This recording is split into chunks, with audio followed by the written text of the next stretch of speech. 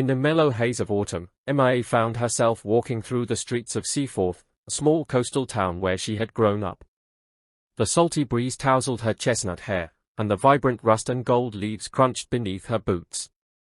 After a decade of chasing dreams in the bustling city of New York, she had returned home for a short visit, lured by the promise of time spent with old friends and the nostalgia of simpler days. As she strolled, she passed the bakery that had once been her favorite haunt. The smell of freshly baked bread and pastries wafted through the air, pulling a wave of bittersweet memories, of warm loaves shared with laughter and late-night discussions about dreams and futures. She pushed the door open, the bell chiming above her like a nostalgic lullaby.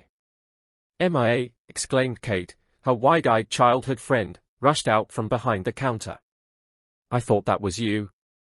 I can't believe you're back." MIA smiled, her heart warm with the familiar bond. The two hugged tightly, lingering in the embrace that felt like a soft blanket after years of intense city life. "You have to try the pumpkin scones," Kate insisted, bustling back to arrange some on a plate. "I've been saving them just for you." MIA took a seat by the window, where the golden light cascaded in, illuminating not just the pastries but also the joy that surged within her heart. They spent hours reminiscing, Kate sharing stories about town gossip and MIA recounting her rollercoaster of experiences in the city.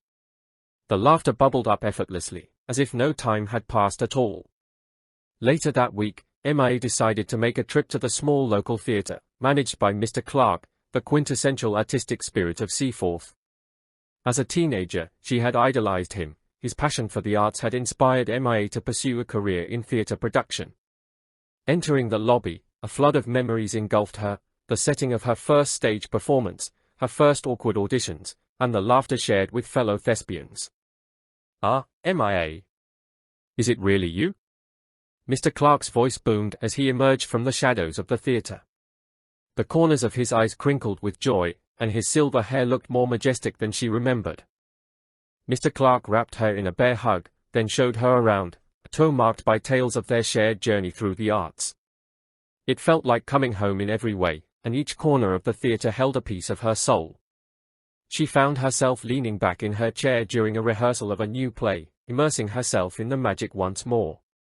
Seeing the young actors trying their best struck a chord within her. They were at the cusp of their journeys, wide-eyed and passionate, the very embodiment of dreams waiting to unfold. As the rehearsal concluded, MIA impulsively stood up and applauded, surprising everyone. "You were all wonderful," she exclaimed. The gratitude bubbling inside her poured out, morphing into words of encouragement. "When I was your age, the support from our little community made all the difference in my life. Don't ever underestimate the power of what you're doing." Later, in the quiet of her childhood bedroom, laden with the heavy yet comforting scent of old books and memories, MIA pondered on her life. She evaluated her successes and failures and realized she had never truly expressed gratitude for the small things, her family, her friends, the mentors who had inspired her. It was all too easy to let these luxuries blur into the background noise of life. The next day, she decided to throw a small gathering for her friends at the old seaside park. With an infectious enthusiasm, she crafted a simple invitation and sent it out to those she held dear. The laughter of friendship, mingled with the sounds of nature, filled her heart with a warmth she had missed deeply. On that sunny Saturday, as the sun dipped toward the horizon, painting the sky with strokes of violet and amber, MIA stood before her small group of friends with a paper in her hand and tears glistening in her eyes. "Thank you all for being my life's greatest treasure," she began, her voice wavering. "Many of you have shaped me into who I am today. Your presence, your love, and your support have meant more to me than I can express. I've often been caught up in my whirlwind of ambition, and I have taken these moments for granted. But I want you to know that you are appreciated and loved." The air was thick with emotion as they listened.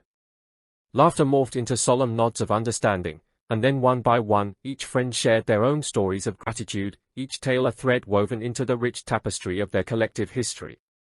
As the light faded and the stars began to twinkle above, MIA lit a small bonfire, and they sat around it. Stories flowed from all corners, mingling with the crackling echoes of the flames. They spoke of dreams and aspirations, joys and regrets, losses and victories. In their hearts, they shared a silent vow to never let gratitude go unspoken again. In that sacred space, surrounded by friends who had grown up with her, Mia realized the profound impact of acknowledging those who mattered. Their faces gleamed with bright hues of connection and acceptance, the true colors of gratitude. When the night finally ended, Mia felt lighter. The sensation of contentment washed over her in waves, and as she looked up at the stars, she made a silent promise to herself to carry this gratitude into her future, allowing it to illuminate her path in a world often shrouded by ambition and distraction. And so, with each step she took thereafter, Mia embraced the cycle of giving thanks, a gentle reminder to cherish the people in her life, for they filled her days with purpose and color, like a vibrant landscape painted with the hues of love and appreciation.